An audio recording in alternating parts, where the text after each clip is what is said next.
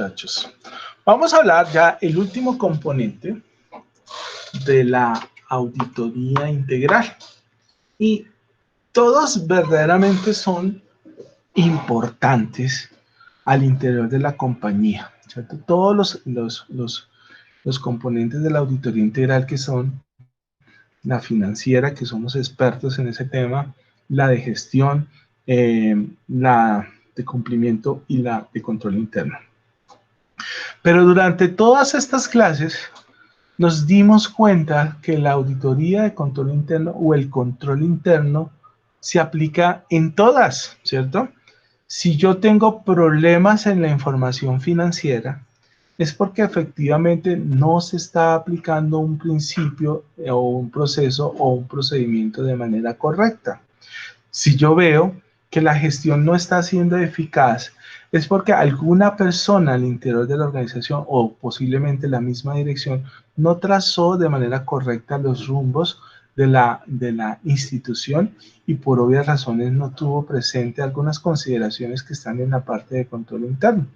En cumplimiento, sin duda, para yo poder que todas las distintas áreas estén cumpliendo las vastas normatividades que tienen las distintas empresas en Colombia, pues seguramente con anterioridad yo he establecido ese control interno que me asegura cumplir cada una de esas vastas normatividades que nos regula en Colombia. Entonces, nótese que cuando hablamos de auditoría de control interno, no quiere decir que hay un área específica de control interno que voy a evaluar, es decir, voy a ir a evaluar el departamento de control interno o el área de auditoría interna. No, no se trata de eso, jóvenes o apreciados colegas. Se trata precisamente de evaluar todo el control interno que existe en los distintos controles que estamos haciendo, como es el financiero, como es el de gestión, como es el de cumplimiento, e incluso en los misionales, que también vamos a observar que intrínsecamente están procesos, procedimientos, políticas y manuales que se están cumpliendo precisamente para asegurar la prestación de servicio, la comercialización del bien o la producción del bien o manufactura del bien o producto terminado. Entonces, cuando hablamos de control interno, yo pienso que nosotros como contadores somos muy buenos precisamente en entender si se está o no se está violando como tal el control interno en las organizaciones y en las distintas áreas. Pero adicional a eso, la norma nos ha querido destacar este aspecto. Nos dice, mire, hay que revisar el control interno así cuando, pese a que estamos revisando auditoría financiera, cumplimiento y gestión, así dentro de ellos también vamos a encontrar aspectos relacionados con el control interno. Entonces, en este punto, lo que busca o lo que buscamos nosotros como revisor fiscal es asegurarnos que esta situación, que estos procesos manuales, políticas, principios que ha establecido con anterioridad la institución para asegurar el cumplimiento de sus objetivos se estén cumpliendo. ¿Listo? Y es por eso que aquí nos encontramos con ¿qué es la auditoría de control interno? Y cuando hablamos de control interno, jóvenes, a veces se pensaba que la auditoría de control interno es autocontrolarse. Muchas personas decían eso. Pero verdaderamente, cuando hablamos de la auditoría de control interno, es que todas las empresas, apreciados colegas y estudiantes, tienen una visión y unos objetivos corporativos. Y el asegurar ese cumplimiento de esa visión y misión y objetivos corporativos y demás estrategias que haya trazado la gerencia, la empresa con anterioridad ha definido una forma de cómo debe actuar la compañía y sus empleados para asegurar el cumplimiento de los objetivos que trazó la gerencia o la dirección en su momento.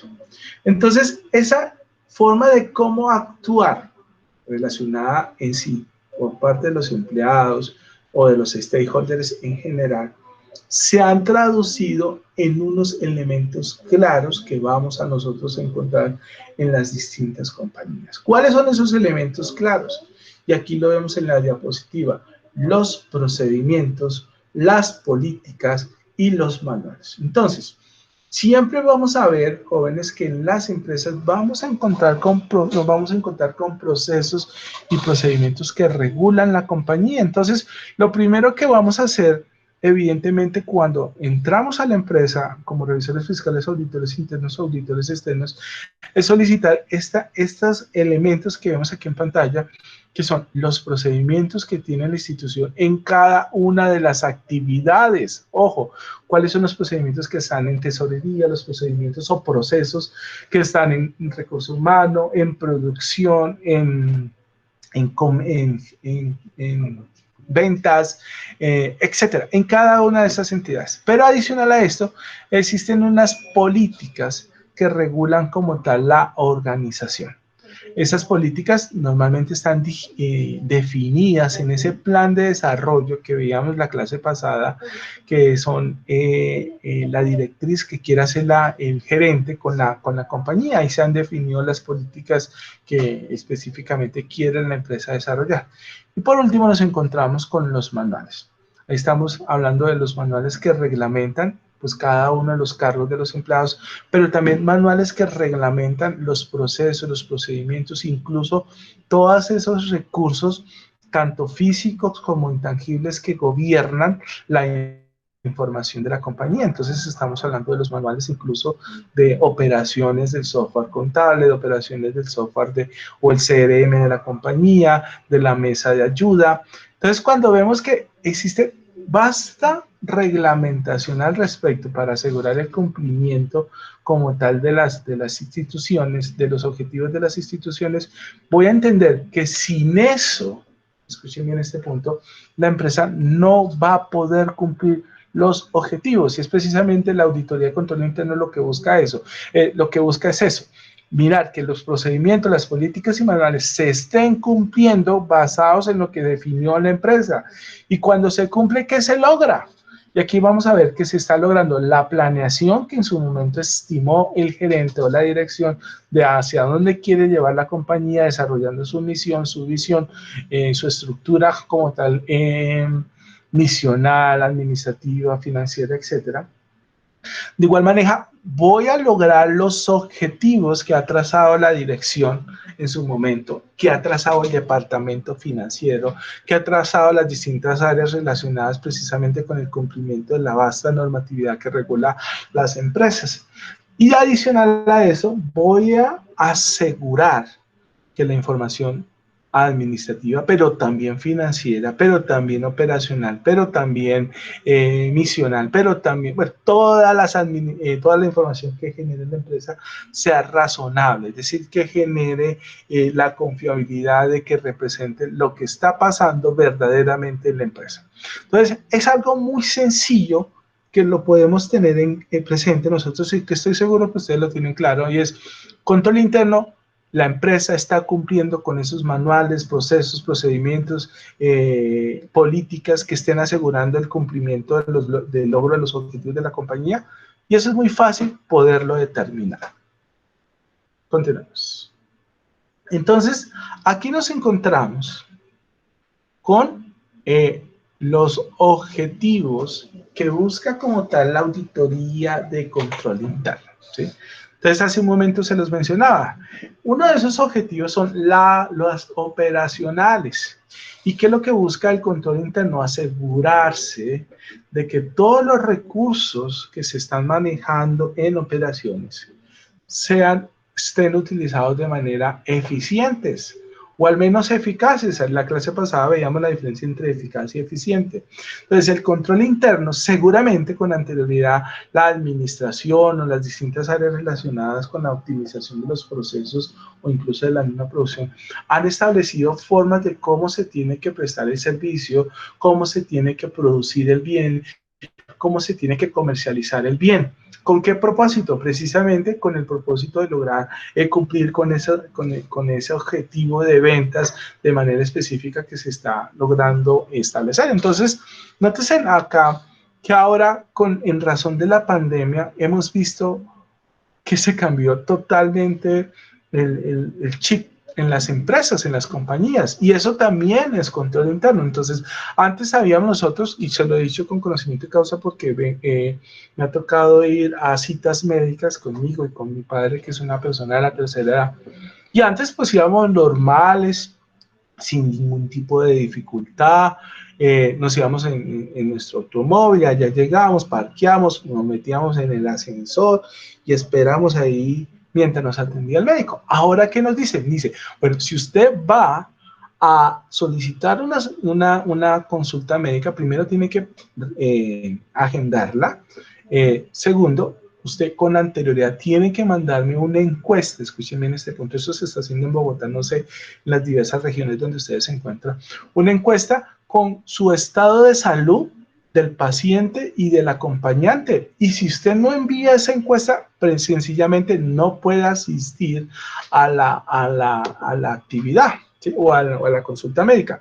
Adicional a eso, me dicen, cuando llegamos a la portería, lo primero que dice, coloque acá los datos suyos, indique a qué viene y adicional a eso, le toman a uno la temperatura, controles, más controles. Tercero, ¿va a subir al ascensor? Claro, con mucho gusto, pero al ascensor solo suben 2 personas o en el peor de los casos, 1 persona, ¿listo? Y otro control. Después llegamos a la parte de consulta y acá antes habían 20, 30 sillas donde cada quien se sienta. Entonces en cada silla, ya no, en cada fila de 3 sillas ya no se utiliza sino una única silla y están separadas las unas de las otras. Obviamente antes de ingresar como tal a la consulta médica, de nuevo le toman temperatura, lávese las manos, gel antibacterial. Después, cuando lo van a atender a uno, usted no puede dejar de estar sin su tapaboca y obviamente en consulta médica usted tampoco puede estar sin su tapaboca. Entonces, nótese que aquí existe controles internos. Esto es un control interno, son unos procesos, unos procedimientos que ha definido la empresa precisamente para asegurar el adecuado proceso de operación que tiene la empresa, ¿sí? Entonces, ¿qué pasaría si yo incumplo mis operaciones? Si lo hablo desde el sector de la salud. No, no vamos a exigir tapabocas, no le vamos a tomar a nadie la temperatura y no vamos a que las personas se sienten separadas, sino juntas. Es decir, vamos a respetar las distintas recomendaciones que nos dice el Estado colombiano, incluso la OMS, la Organización Mundial de la Salud. Entonces, ¿qué va a pasar? Un contagio de COVID, ¿sí? Tanto para los pacientes y muy seguramente para el personal que trabaja en la institución. Entonces, ustedes sabían que si el personal, aquí en ese caso en el distrito, si el distrito detecta que en la institución existe un alto grado de contaminación de los distintos empleados de la empresa, pues sencillamente va a cerrar la empresa, como ha cerrado muchísimos hospitales, muchísimas clínicas en todo el país. Entonces, nótense que entre los objetivos de la auditoría, aquí en este rol que les estoy planteando, estamos implementando unos procesos, unos procedimientos en la parte operacional que me van a permitir, sin duda, manejar los recursos de manera adecuada. Si yo incumplo, como les acabo de decir, esos procesos, esos procedimientos que les acabo de indicar, pues sencillamente mi operación se va a ir al traste, me van a cerrar la empresa, voy a dejar de recibir ingresos y mis costos y mis gastos van a seguir permanentemente y por obvias razones la entidad va a tener situaciones adversas. Entonces, es aquí donde yo tengo que tener en cuenta esos objetivos, y ojo que aquí nomás lo he hecho en una sola característica de una consulta médica. Seguramente ustedes están viniendo a sus cabezas o a sus mentes las distintas operaciones que desarrollan en los distintos sectores donde ustedes trabajan. Y seguramente van a comenzar ustedes a pensar, ya hay este procedimiento, ¿qué pasa si no se cumple este procedimiento? Pues seguramente la operación va a sufrir o va a tener dificultades. Entonces, dentro de esos objetivos de la auditoría en control interno, precisamente lo que se trata es de asegurar que se estén cumpliendo estos procesos, procedimientos, políticas, manuales que están regulando todo lo relacionado con la prestación de servicios, la comercialización de los bienes, la producción como tal de los productos terminados. Si nosotros no vamos a evaluar eso, vamos a darnos cuenta que van a tener dificultades por obvias razones en el corto, en el mediano o en el largo plazo. Otro de los objetivos, sin duda, es la parte financiera, ¿cierto? Y vamos a darnos cuenta, jóvenes, y eso es fundamental tenerlo presente, es tenemos que evaluar el grado de confianza de control interno en el área financiera. Y yo no estoy hablando únicamente del área contable. Cuando hablo del área financiera, me refiero a todas aquellas áreas que interactúan con el departamento financiero, con el departamento contable, con los que generan información económica de la empresa. Sí, ojo, sí estos están cumpliendo como tal con esos procesos, procedimientos, políticas, manuales que se han generado, que se han desarrollado para poder cumplir, por obvias razones, con la presentación de una información razonable. Entonces, si yo dentro de las políticas dije, se reciben facturas de proveedores a más tardar el 28 de cada mes, ¿sí? Significa que todos los proveedores tienen que enviarme las facturas antes de ese corte para yo poderlos contabilizar. Pero ¿qué pasa? Si un proveedor no lo hace y lo envía de una fecha posterior, y por obvias razones contabilidad la recepción y la registra contablemente en el próximo mes porque ya se presentaron, ya se hizo corte, ya se cerró el sistema, pues sencillamente no estoy presentando información razonable. Y cuando vaya, por obvias razones, el gerente a evaluar esa información financiera va a decir, fíjate que mis cuentas por pagar están disminuyendo y fue que me faltó colocar el proveedor con la factura de 1.500 o 2.000 millones de pesos porque el joven o la empresa se le olvidó enviar la factura y porque yo no me aseguré precisamente de recibir esa factura en el momento indicado. Entonces, nótese que una cosa tan elemental, en este caso como lo es el aseguramiento de la entrega de la información, pues nos va a generar que la información no se presente de forma razonable. Ahora con la facturación electrónica, yo sé que muchos de ustedes ya están en este proceso de implementación, el profesor también está en proceso de implementación, y nótese que ahora la DIAN nos la está poniendo muy difícil, ¿sí? Y cuando digo que nos la está colocando muy difícil, es que ahora nos dice, claro, usted va a facturar electrónicamente de manera obligatoria, ¿sí? Pero antes de usted facturar electrónicamente, usted tiene que contar con el RUC del cliente, ¿cierto? Entonces, si el cliente no le da el RUC, usted no va a poder identificar esas obligaciones tributarias que yo tengo que colocar en el momento de crear el cliente en mi software de facturación electrónica, ¿sí?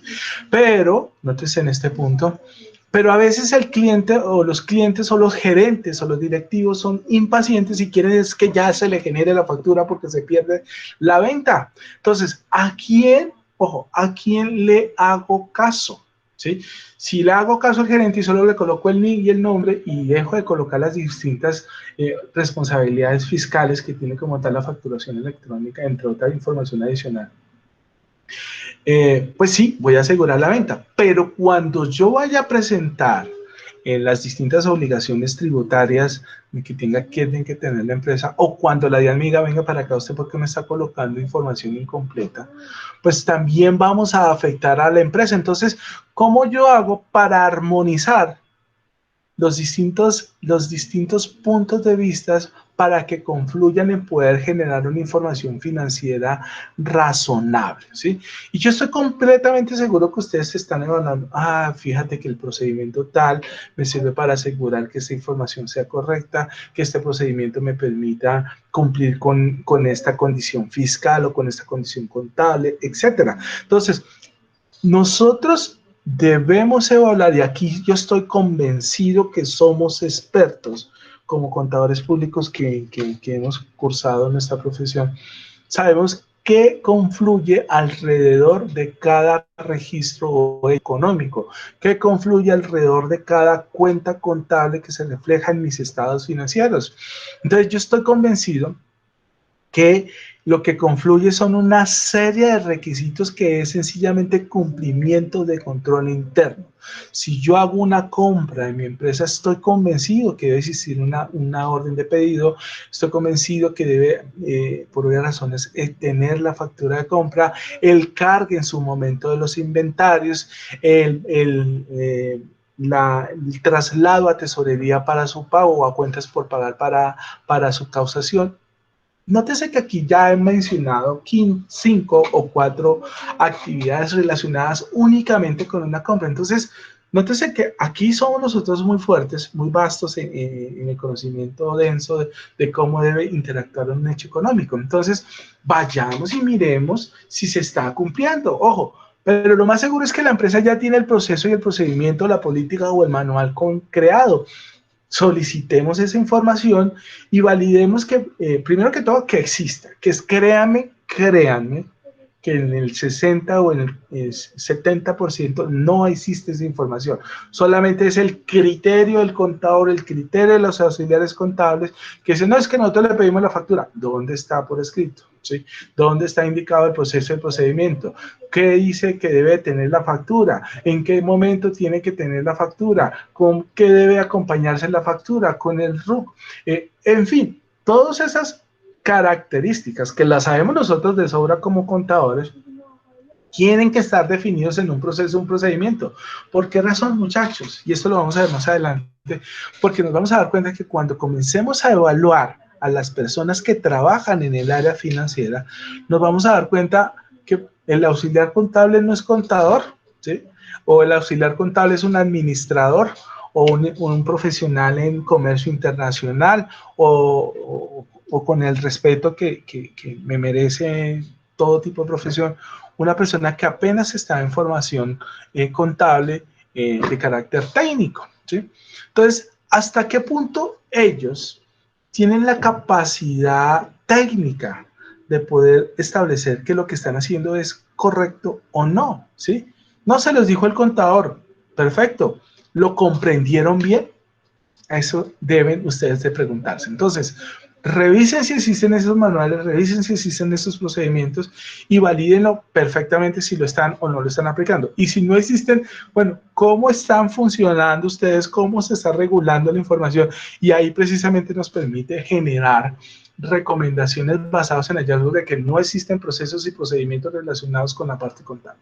Y por último nos encontramos con la de cumplimiento. Y en la parte de cumplimiento, evidentemente nos observamos en que el control interno tiene que estar previamente reflejado en el cumplimiento de las distintas y vasta normatividad que existe al interior de la empresa. Entonces, si talento humano cumple actividades de cumplimiento, por supuesto hay N número de normas que regulan talento humano, ¿sí?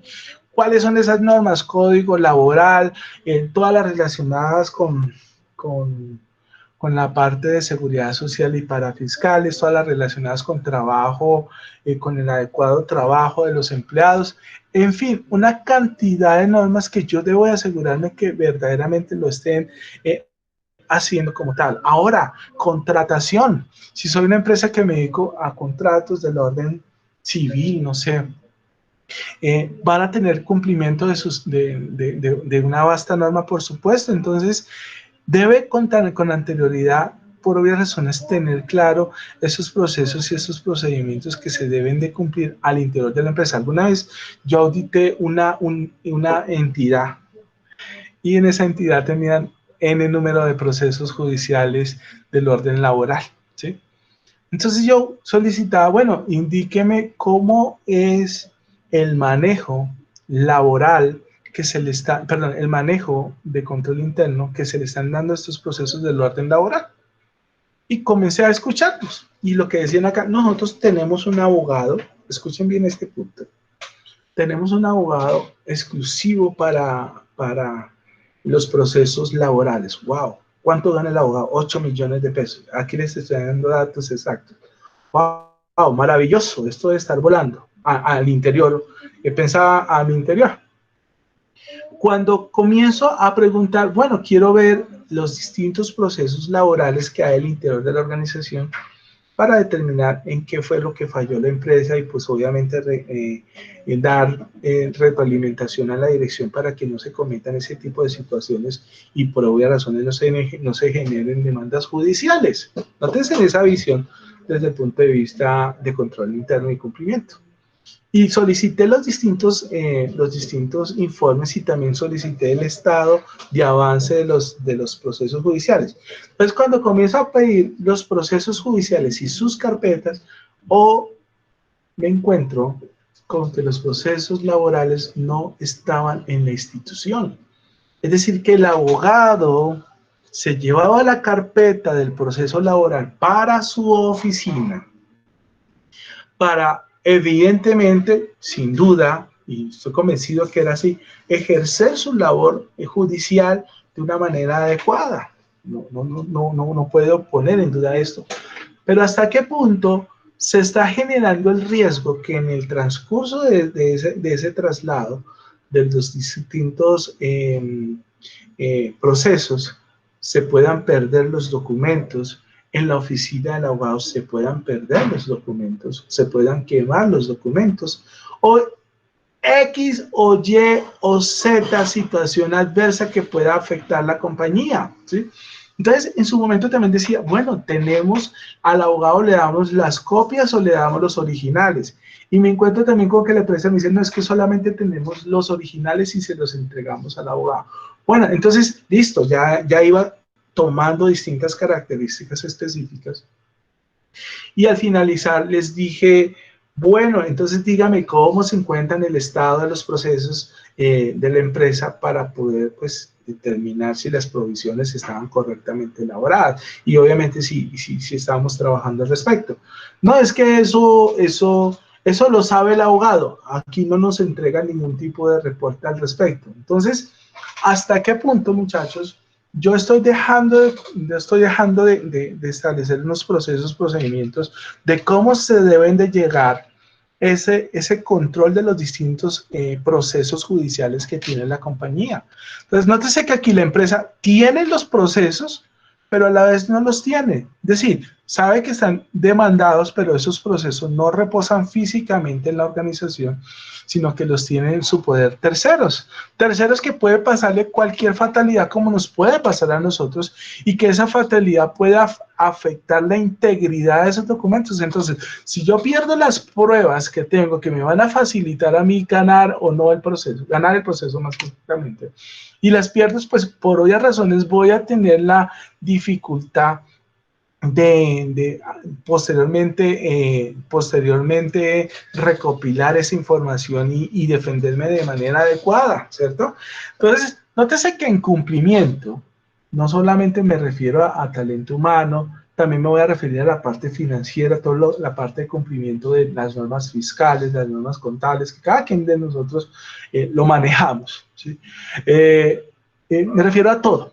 Nótese que control interno está debajo de todo, de las operaciones, de la parte financiera, de la parte de cumplimiento, incluso de la parte de gestión.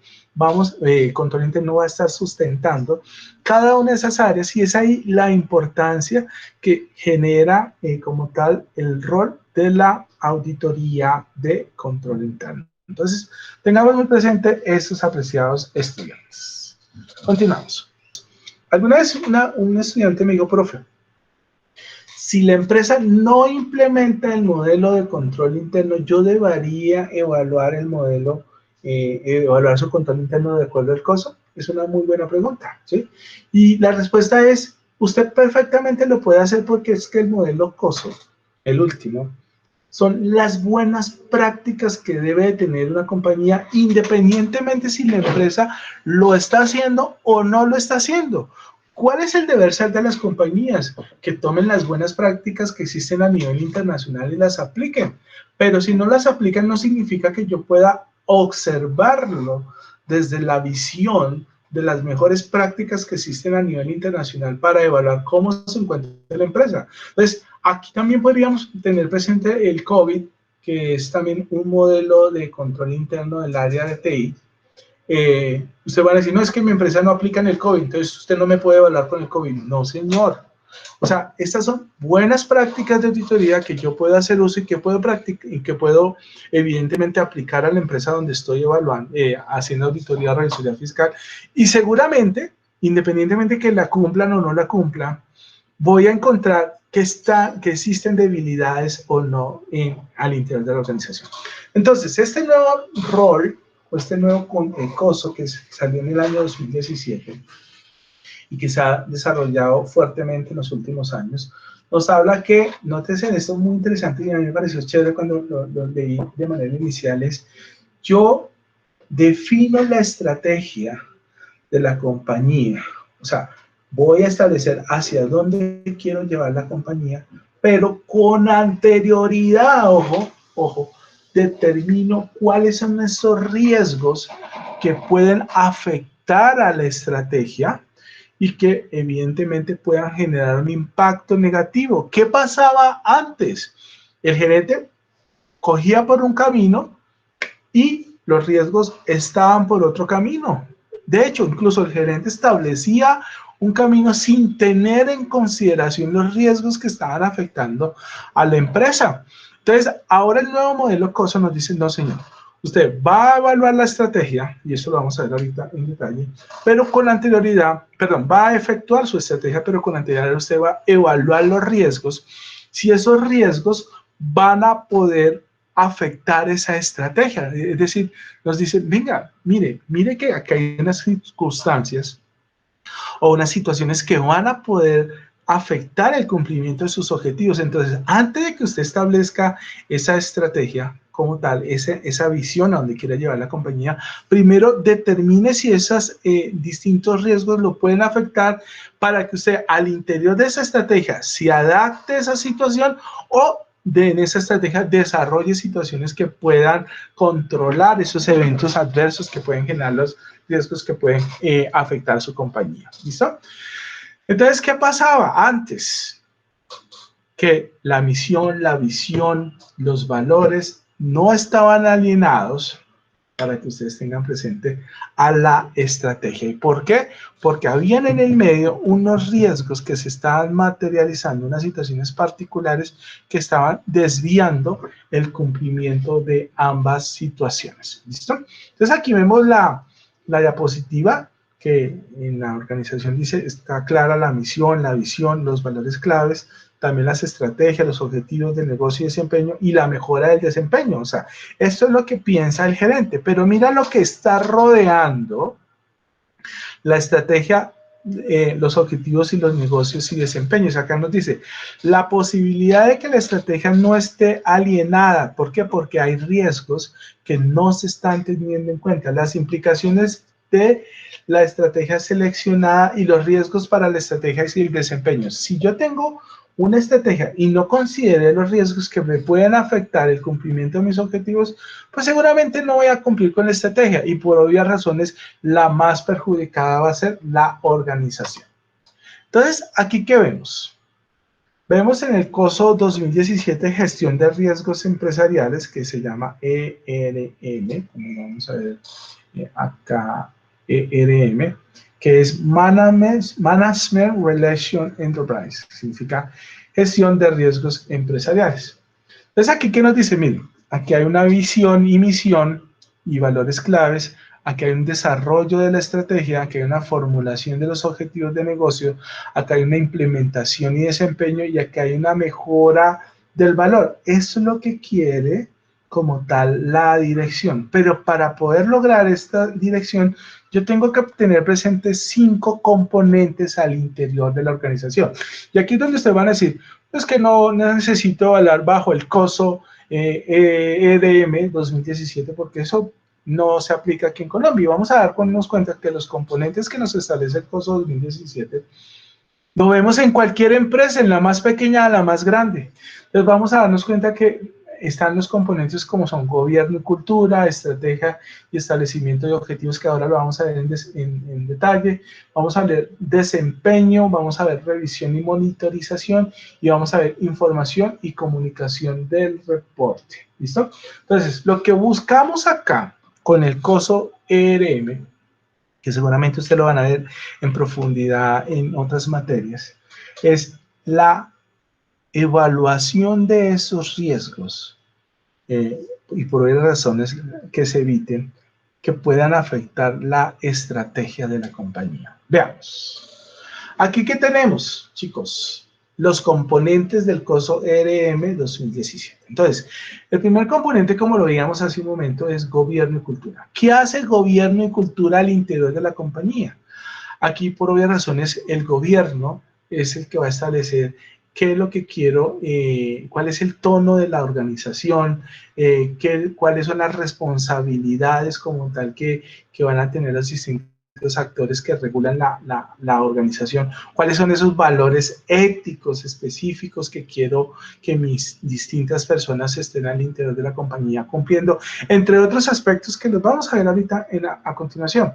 Adicional a eso, ¿qué hace el COSO RM? Usted plantea su estrategia, usted plantea sus objetivos, pero el COSO RM evalúa los riesgos empresariales, los riesgos misionales que pueden afectar la compañía. Pero adicional a eso, no quiere decir, no, es que hay un riesgo de que me pueda afectar la compañía, entonces no lo voy a hacer. No, claramente todo negocio, toda empresa tiene riesgos intrínsecos que lo van a afectar. Entonces, por ejemplo, si yo soy envía o si yo soy servientrega, pues yo tengo un riesgo intrínseco que es que se me estrelle un carro y mate a una persona o haga un daño, ¿cierto?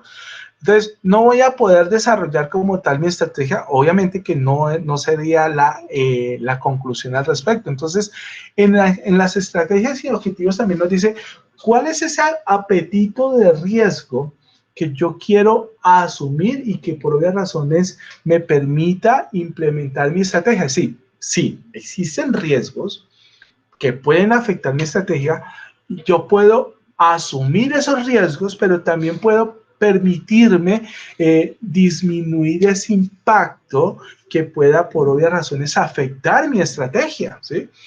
Entonces, ¿cómo reduciría yo el riesgo de que tenga un accidente, que mate a una persona, que efectúe un daño a terceros o a una entidad física? Pues sencillamente, pues establezco una póliza de seguros integral que me controle esa situación, porque no estoy exento de esa situación de manera específica, ¿sí?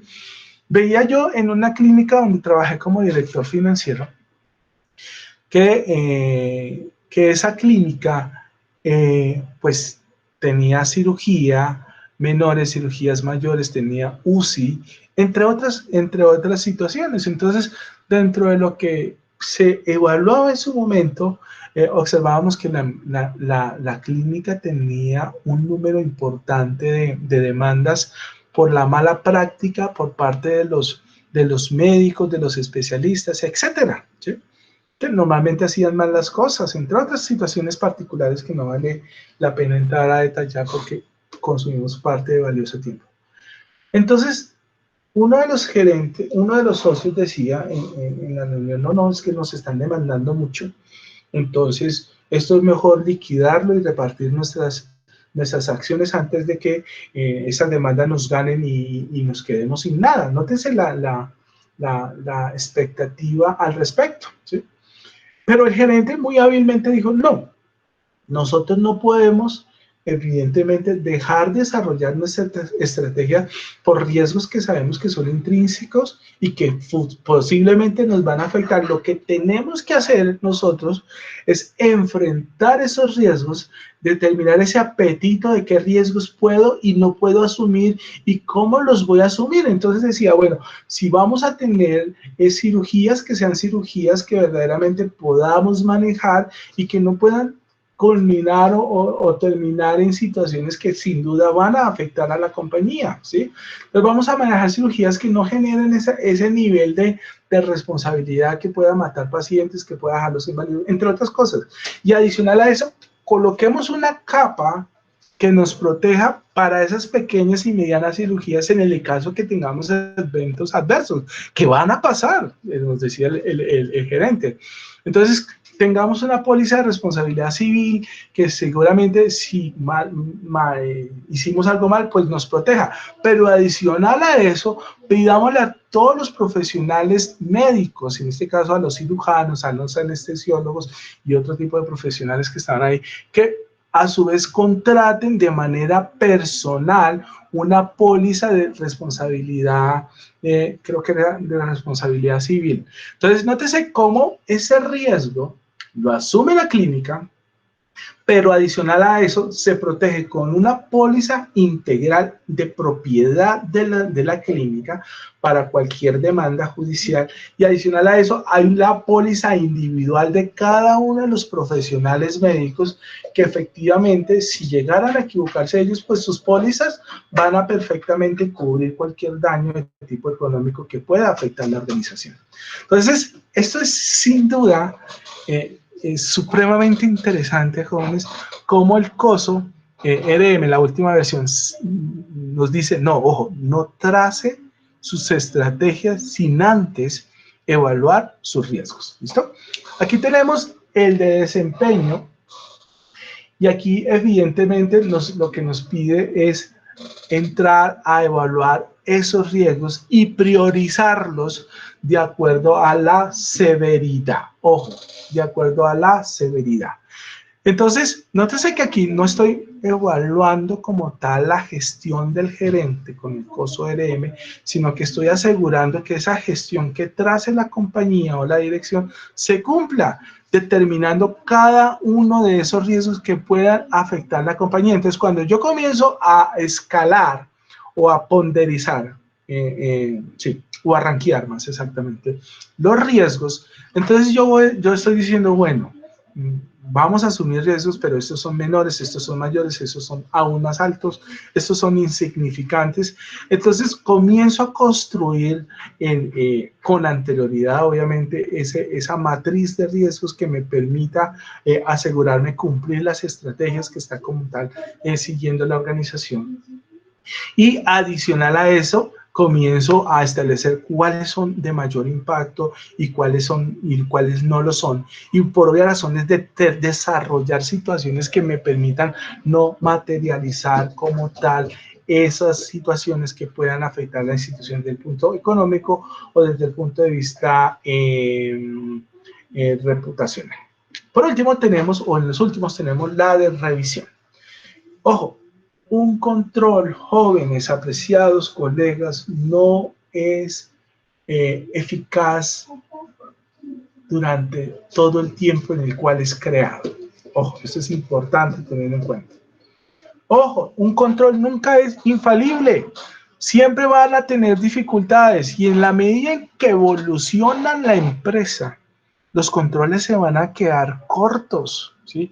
En la medida en que evolucionen los sistemas de información, los controles se van a quedar cortos. Entonces, en el proceso de revisión yo me encargo de evaluar todos esos distintos riesgos que determinen la estrategia y los objetivos, y en el desempeño para establecer hasta qué punto están siendo efectivos, hasta qué punto están siendo eficaces, o si definitivamente se están quedando cortos. Pero ojo, yo no voy a determinar eso cuando se materialicen las situaciones que van a afectar a mi empresa.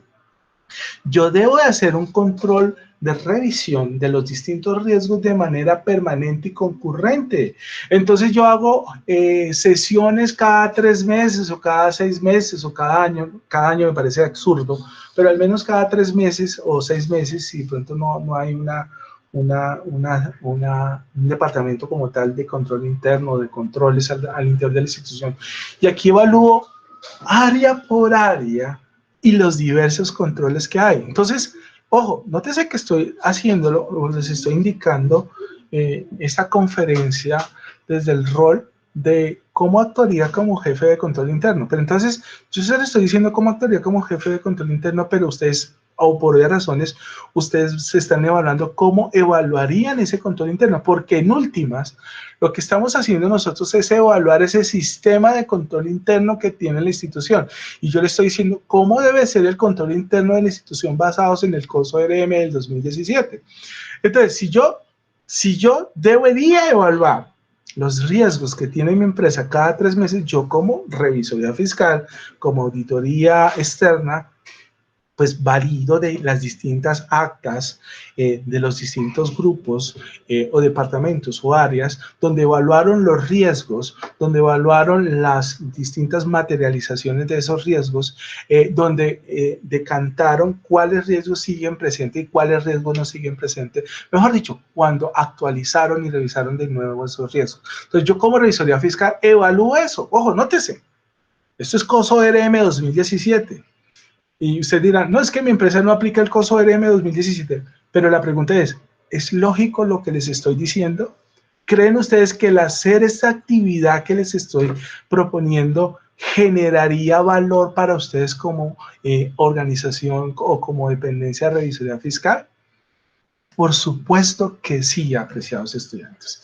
Entonces, este proceso de revisión de los controles no quiere decir, muchachos, que es que si se materializan los controles es responsabilidad de la dirección y obviamente de las personas que están al interior de la empresa. Me permito recordarles que dentro de las condiciones o dentro de las características por las cuales nosotros somos nombrados como revisores fiscales, es de cuidar de que el patrimonio de las personas que nos eligieron como revisores fiscales de la compañía se mantenga, incluso crezca. Pero si yo no evalúo los riesgos que hay al interior de la institución, o si yo no evalúo que los riesgos estén actualizados y de acuerdo a la verdadera razón y a la verdadera actividad de la compañía, pues sencillamente ese patrimonio de los accionistas que confiaron en mí y que me nombraron como revisor fiscal va a disminuir, va a deteriorarse, va a perderse. Entonces, ¿dónde estuvo la labor efectiva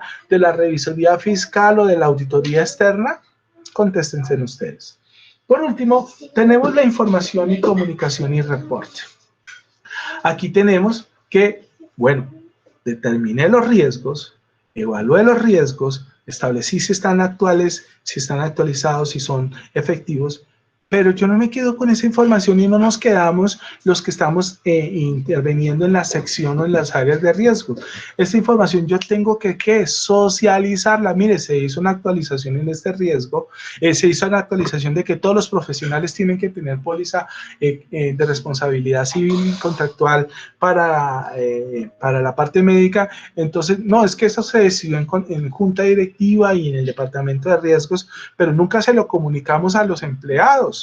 Bueno, entonces, ¿lo van a cumplir? No, pero tampoco se lo comuniqué a talento humano. Entonces, talento humano le va a decir al profesional médico, yo lo contrato, pero yo lo puedo contratar siempre y cuando usted me tenga su responsabilidad civil y contractual. Entonces, nótese que me aseguro en el rol de información y comunicación y reporte de que todos esos procesos de evaluación de riesgo, de apetito al riesgo, de las políticas de gobierno en cultura,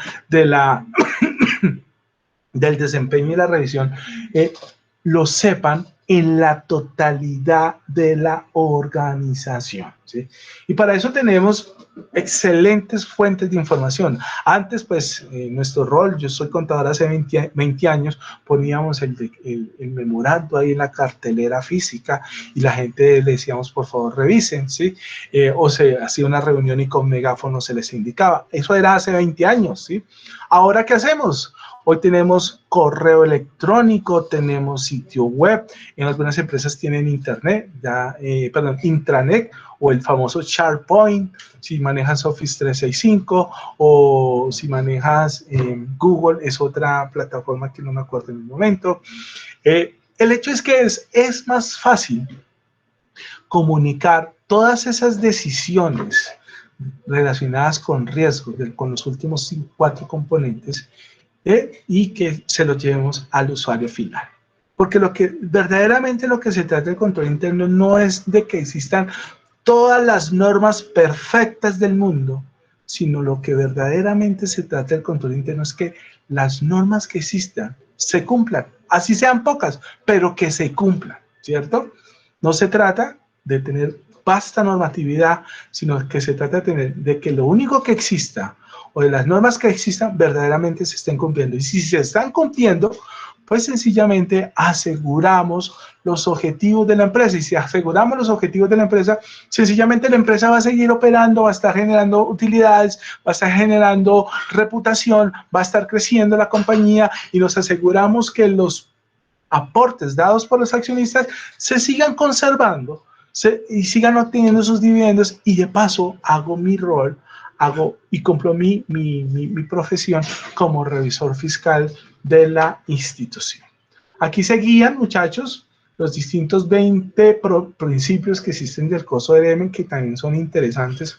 Yo les sugiero muy respetuosamente, léanse todo lo relacionado con el COSO ERM 2017, que nos da una visión totalmente distinta de cómo debemos de gestionar los riesgos en la compañía y en las empresas. ¿Listo?